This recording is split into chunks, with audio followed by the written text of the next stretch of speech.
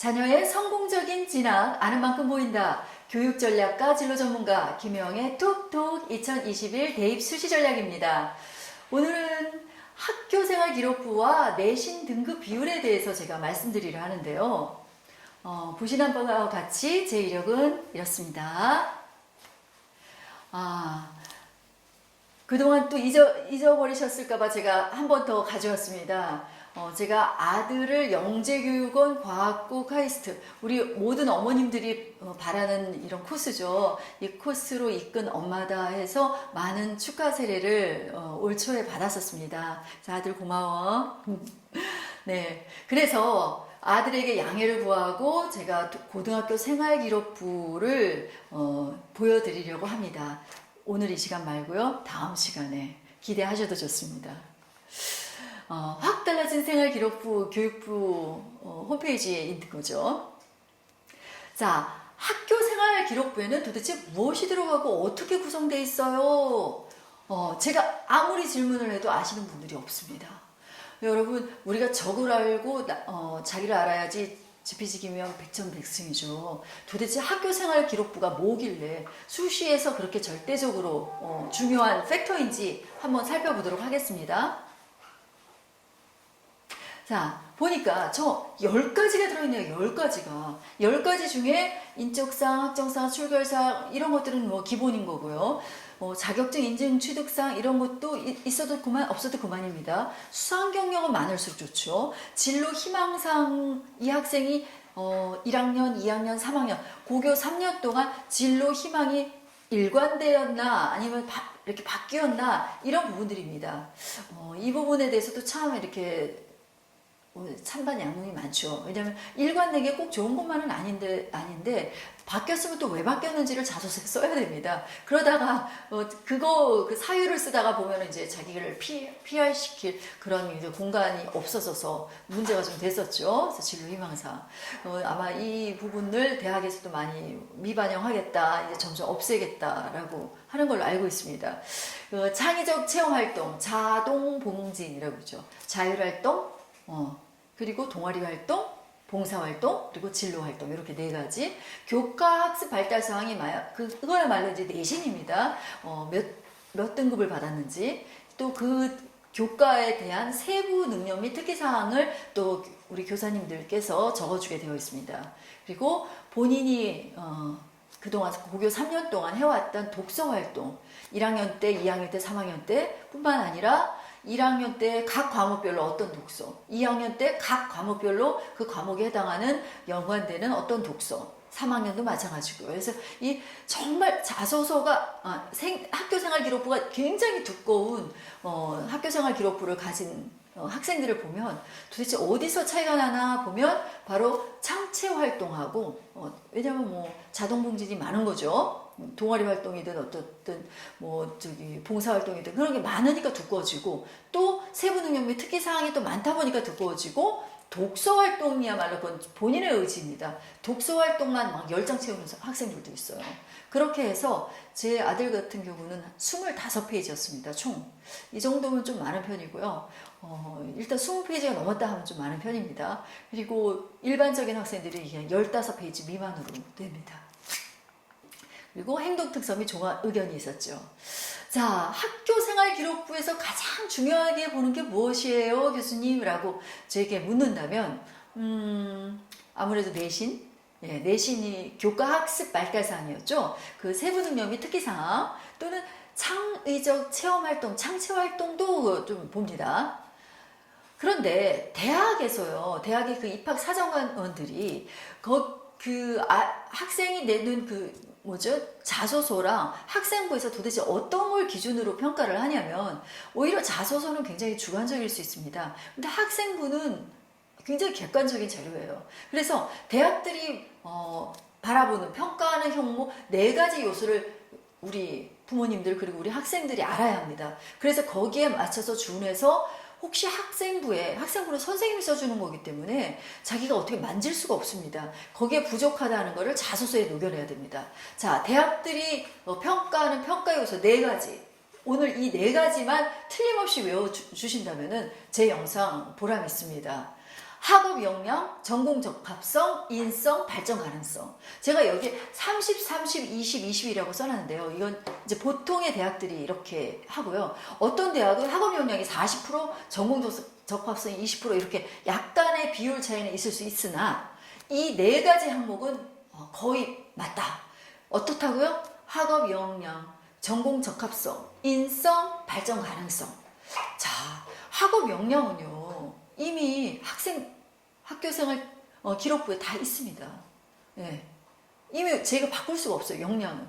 그럼 전공 적합성이 어떠냐? 그거는 이제 나의 진로하고도 관계가 되죠. 내가 예를 들면 기계과에 진로를 정하고 기계자 쪽으로 쭉 퍼왔는지 거기에 맞춰서 어떤 책들도 같이 읽었는지 그리고 1, 2, 3학년이 모두 다 또 기계과랑 관계되는 진로 희망 진로를 썼는지 이런 겁니다. 그리고 역시 기계과로 또 대학에서 진학을 원하는지 이런 것까지 전부 다 해서 전공 적합성을 따집니다. 나는 기계과에다가 응시를 해놓고 방송 막 이런 얘기를 한다고 생각을 해보면 그 기계과에서 뽑겠습니까? 예, 이런 어떤 일관된 것이 있어야 된다라는 거죠. 그리고 이제 인성을 보여주는 것이 자기의 어떤 그 자동 봉진 중에서 또 봉사활동 같은 거 그리고 또 어떤 것들이 있을까요? 자율 동아리 같은 그런 데서 어떤 벌어지는 마찰을 내가 이렇게 해소했다라고 여러분이 이렇게 자소서에다 녹여내서 그런 것들이 이제 인성이 좋구나 이렇게 판단을 하겠죠. 그리고 발전 가능성. 내가 앞으로 이렇게 해서 나는 대학에 들어가서 어떻게 하겠다. 그리고 난 지금 이렇게 해서 처음에는 뭐 성적이 좀 낮았지만 나중에 고3 때서 이렇게 성적이 점점 올라서 나는 발전 가능성이 높은 학생입니다. 성적으로 보여줘도 되고요. 그 후에 자기가 한 어떤 활동들 가지고 보여줘도 됩니다. 그만큼 자소서가 중요하다는 얘기입니다. 자, 성적 추이가 좀 중요해요. 이 발전 가능성을 볼 때 학업 역량과 발전 가능성은 성적 추이입니다. 보겠습니다. 내 성적이 이렇게 계속 상승한다. 아주 좋아요. 1학년 때, 2학기 때 조금 떨어졌다가 다시 2학년 때부터 이렇게 상승한다. 이것도 좋습니다. 이번에는 W자예요.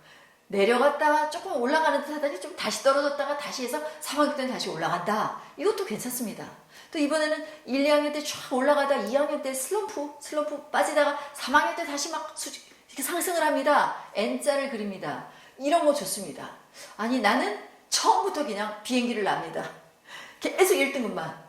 또는 2등급만 계속 1, 2등급만 유지합니다. 이야, 이거 뭐 최고죠. 예.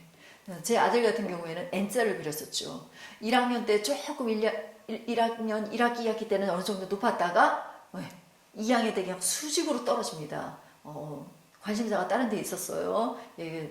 개별 사항이니까 제가 언급은 좀 피하겠습니다. 그러다가 3학년 때 다시 급상승을 합니다. 이러니까 이제 붙었던 거죠. 2학년 때 1학년 1학기 2학기 때는 어느 정도 이렇게 오르다가 2학년 때 그냥 2학년 1학기 때 확 떨어졌습니다.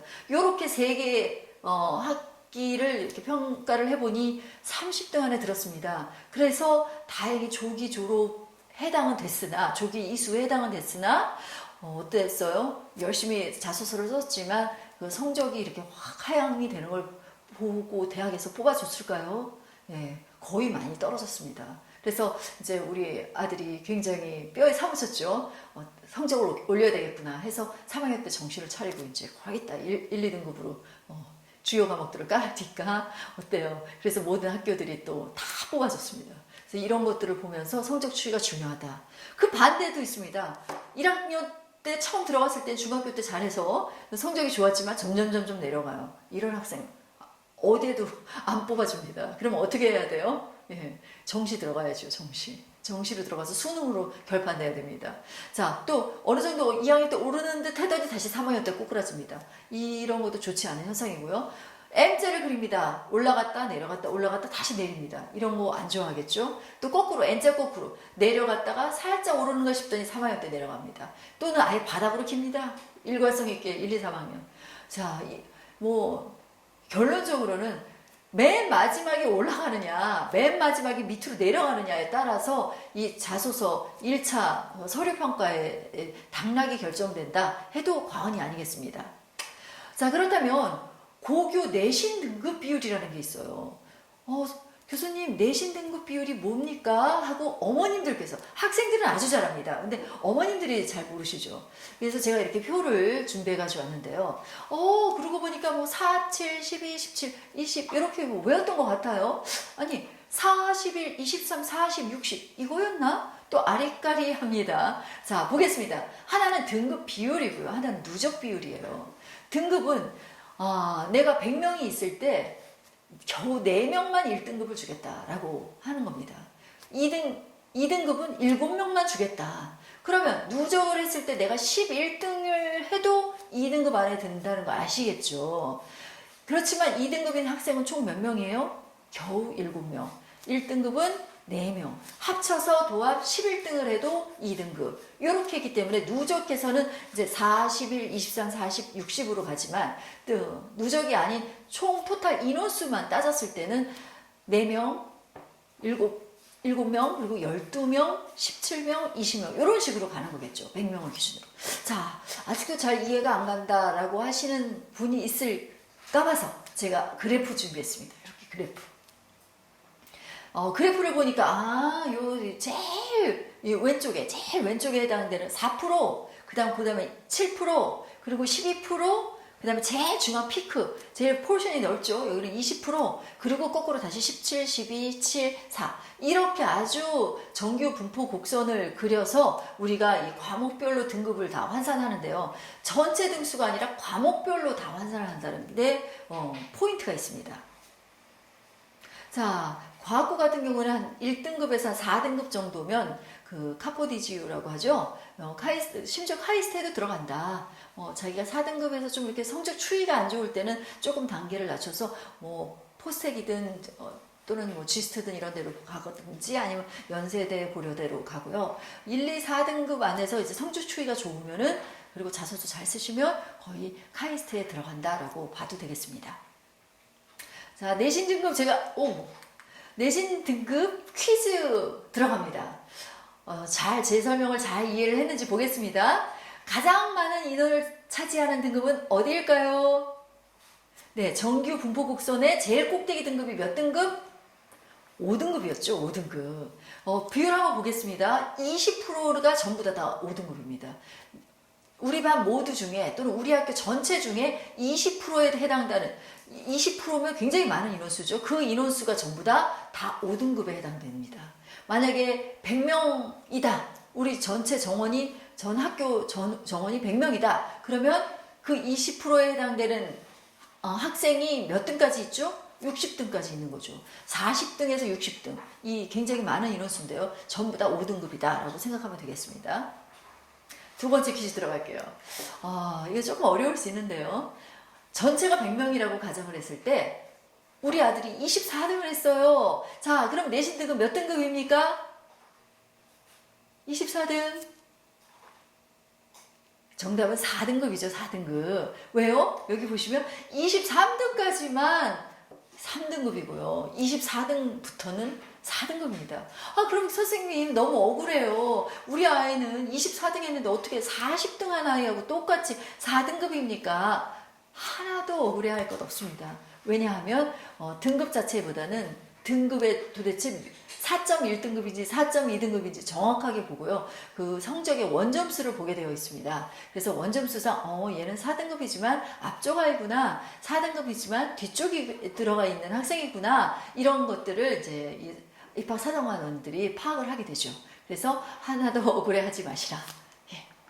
제가 지금까지 학교생활 기록부에 들어가 있는 10가지 항목 소개를 해드렸고요. 자세한 거는 다음 영상에서 제가 보여드린다 했습니다. 그리고 제목만 얘기했죠. 10가지. 그리고 내신 등급 비율에 대해서 4, 7, 12, 17, 20 이러면서 제가 말씀을 드렸죠. 그래서 내신 등급 전체적으로 우리 아이가 몇 등급이다 이게 중요한 게 아니라 각 과목별로 다 카운팅을 한다라는 거 말씀드렸습니다. 자, 질문사항 있으시면 유튜브 하단에 댓글로 달아주시고요. 저는 간단 답변을 해드릴 수 있으면 제가 답변을 해드릴 테고, 그렇지 않으면 여러분하고 같이 공유하는 시간으로 해서 동영상으로 제작을 해서 여러분과 공유하겠습니다. 지금까지 카이스타 언니였습니다. 제 영상이 도움이 되었다면 구독, 좋아요, 알림 설정 이 3종 세트 꼭 부탁드리겠습니다. 그럼 다음 시간 뵙도록 하겠습니다. 안녕히 계십시오.